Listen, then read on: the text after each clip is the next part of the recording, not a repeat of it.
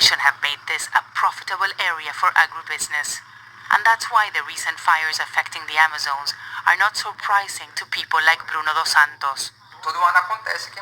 Every year there are fires, but the situation is worse now because of climate change and the president. He basically tells people to go and cut down trees and nothing will happen to them. The data we have here shows the heat, and it can be verified whether it's a fire. He compares the maps of 2018 with what is happening this year. Millions of trees gone with the help of CISOs and fire. The map shows us where the fires are.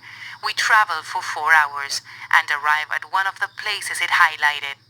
In parts of the Amazon, the burned areas have increased by 83% in just the past year. Fires are natural at this time of the year because of the dry weather, the heat, and the wind. But environmentalists say that the sharp increase seen this year is due to farmers setting the forest alight to clear the land for pastures. The problem is that in many cases, those fires get out of control. Brazilian law says that landowners can only cut down 20% of the trees in their property, but that's rarely enforced. Carlos, not his real name, is a small farmer in the area. He's afraid to show his face. President Jair Bolsonaro has repeatedly said he wants to open up the Amazons for business. Carlos says that has encouraged people to burn more trees. There are no controls. Nobody is watching what people are doing. Bolsonaro says he wants development, and this is what development may bring. There is no limits to ambition, and everyone wants more. Deeper in the forest, it's not difficult to find cut-down trees hidden in the woods, hiding from the satellites. It's the first step to conquer new territories and extend the agricultural frontier for cattle and crops. The government insists the situation is no worse than previous years, but satellite imagery shows something different.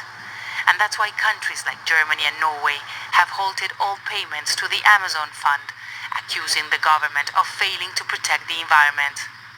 Renato Farias has lived in this area his whole life. He has been struggling to find a middle ground between preservation and development.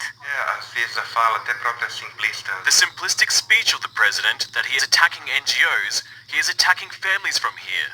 They want to take resources from NGOs because we publish the truth. He says we are attacking the country. We can all work together for preservation and development. Somebody needs to explain to the government we are not the enemy.